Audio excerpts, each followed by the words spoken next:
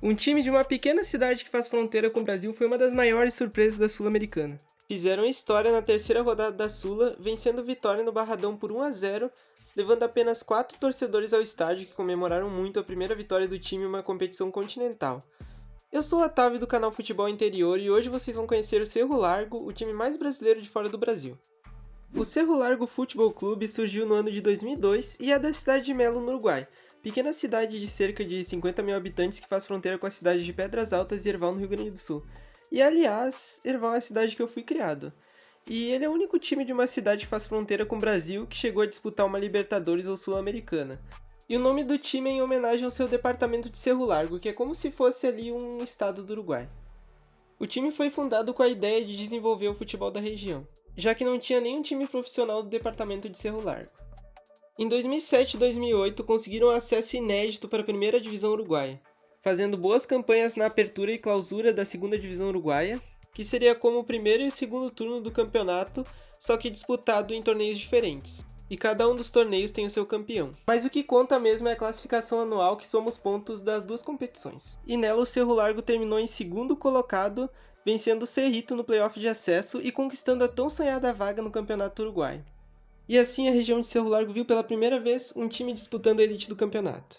Na temporada de 2008 e 2009, terminaram em 12º colocado na tabela anual da primeira divisão. E na tabela de descenso ficaram em 13º, se salvando do rebaixamento. Nessa tabela, os pontos dos times eram somados com a sua pontuação da temporada passada, e os recém-chegados da segunda divisão tinham os pontos multiplicados por 2,34 milésimos, acho que é assim que se fala. Eu não entendo muito de matemática, mas foi um regulamento bem confuso. Já em 2009 e 2010 fizeram uma má campanha e foram penúltimo colocado tanto na tabela anual quanto na de descenso, retornando para a segunda divisão. Na temporada seguinte, terminaram na sexta colocação da tabela e venceram Atenas no playoff de acesso, garantindo assim a volta para a elite uruguaia.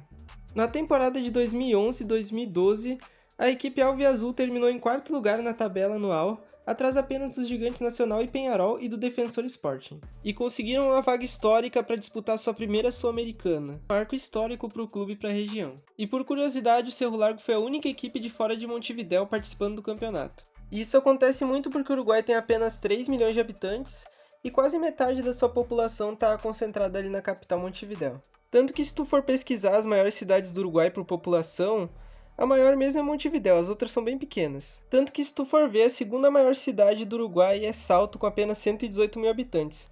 É que nem tu comparar Porto Alegre com Bagé aqui no Rio Grande do Sul. E Melo, que tem apenas 50 mil habitantes, está em nono lugar ali na lista. É do tamanho de Canguçu aqui no Rio Grande do Sul, quase igual ao Xique-Xique Bahia. Imagina aí um time de Xique-Xique Bahia disputando a Sul-Americana. E na Sul-Americana de 2012, o Cerro Largo caiu logo ali na primeira fase, perdendo de 2-1 para a Aurora da Bolívia no agregado.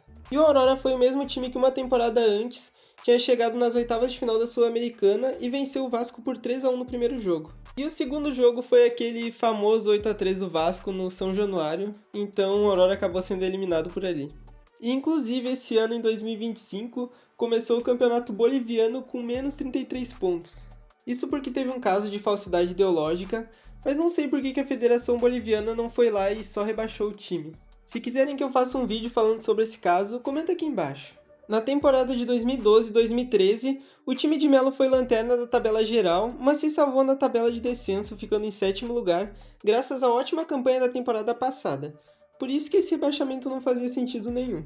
Mas na temporada de 2013 e 2014, ficou em penúltimo colocado e com a péssima campanha nas duas temporadas, acabou sendo rebaixado novamente. Nas temporadas seguintes não conseguiu subir e ficou anos disputando a segunda divisão. Nesse ano de 2013, que o time contratou um de seus jogadores mais marcantes.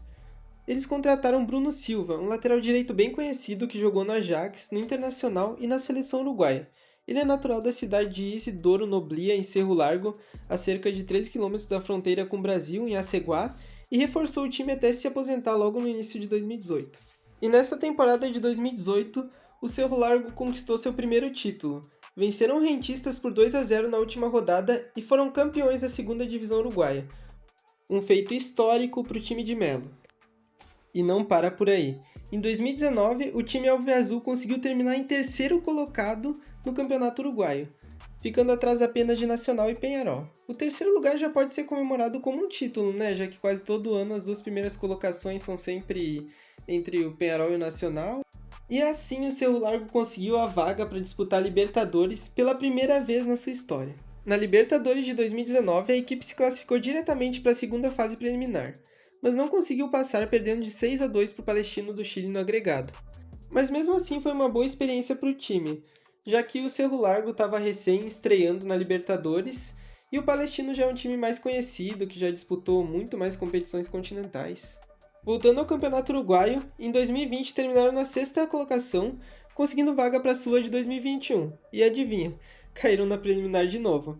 E dessa vez foi para o Penharol, mas já era esperado, já que era um adversário muito mais forte, muito mais superior. E enfim, quem sabe na próxima temporada, né?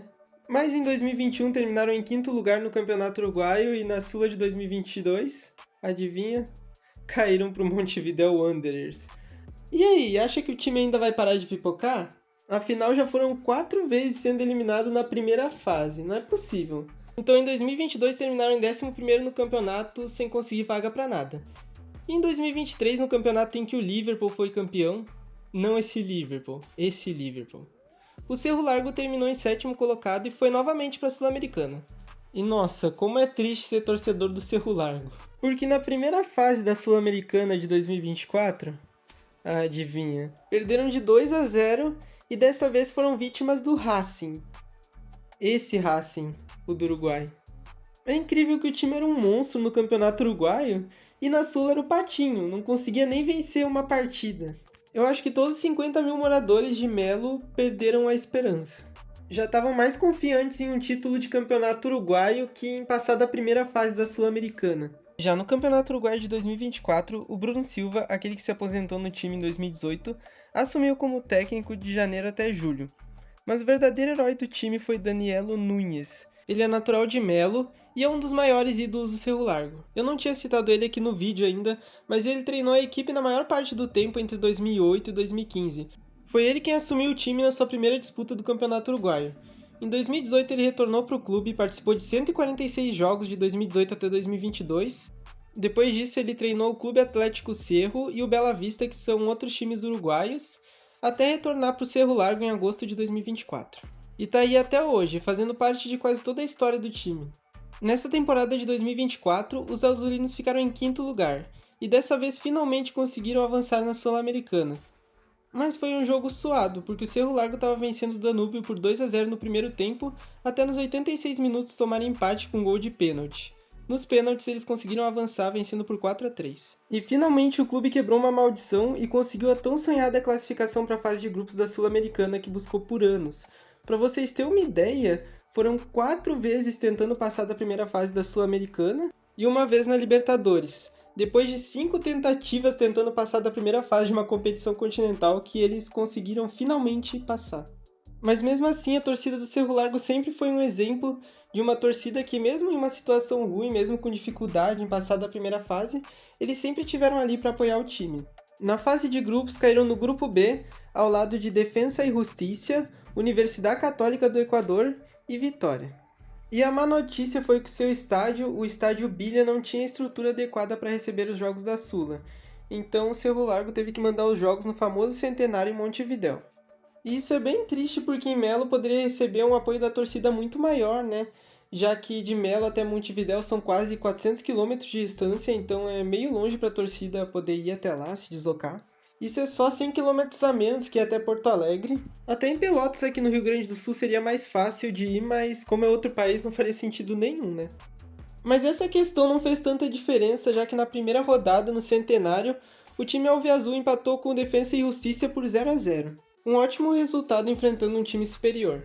Já na segunda rodada contra a Universidade Católica lá no Equador, perderam de 3-1, com o gol sendo marcado por Brian Ferrares, zagueiro que atuou no Celta de Vigo e na seleção uruguaia sub-17. E a terceira rodada foi marcada por um jogo difícil contra o Vitória em pleno Barradão. Mais de 3 mil torcedores do Vitória lotaram o estádio e apenas 4 torcedores do Cerro Largo, sendo 2 primos torcedores do time uruguaio e 2 funcionários da agência do time. O placar estava 0-0 até que aos 75 minutos, Anhasco cruzou para Peraza, que marcou de cabeça. Esse foi o único gol da partida, resultando em 1-0 para o Cerro Largo. garantindo uma vitória histórica contra um time que disputa o Brasileirão. O autor do gol foi Facundo Peraza, atacante uruguaio de 32 anos que chegou em 2025 para reforçar o Cerro Largo. Teve grandes campanhas pelo Clube Atlético Cerro, River Plate do Uruguai e no Universidade Técnica do Peru. Já na quarta rodada, perderam de 3-1 para a Universidade Católica no Estádio Centenário, e atualizando o vídeo, na quinta rodada, eles perderam para o Vitória de 1-0 lá em Montevidéu, mas o gol foi lá no finalzinho do jogo, aos 83 minutos, e foi bem disputado.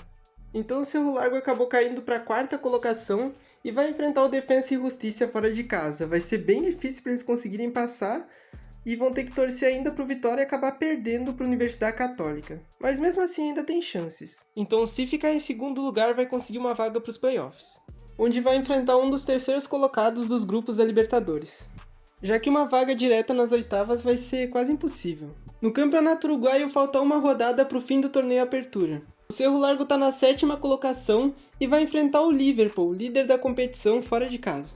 E para vocês terem ideia do tamanho da torcida do time, na temporada de 2024 eles tiveram a terceira maior média de público do Campeonato Uruguaio, levando em média 4.384 torcedores para o Estádio Bilha.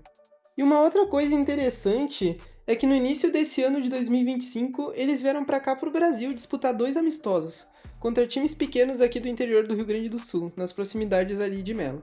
No primeiro jogo eles empataram de 0-0 com Pelotas, que esse ano foi rebaixado do Gauchão. Já no segundo, tomaram simplesmente 5-0 do Guarani de Bagé. 5-0 de um time da Série D do Brasileirão. Um time que ganhou do Vitória na Sul-Americana, tomou simplesmente 5-0 do Guarani de Bagé. Então essa é a história do time da Fronteira. Seria muito legal ver eles passando de fase, já que é o primeiro time de uma cidade que faz fronteira com o Brasil a chegar em uma competição continental. Então comenta aqui se tu já conhecia o Cerro Largo e se eles têm chance de passar da fase de grupos. Então já deixa o like e se inscreve no canal para dar uma força, que é recém meu primeiro vídeo, deixa alguma sugestão aqui embaixo também. Ativa o sininho para não perder nenhum vídeo novo e é nóis!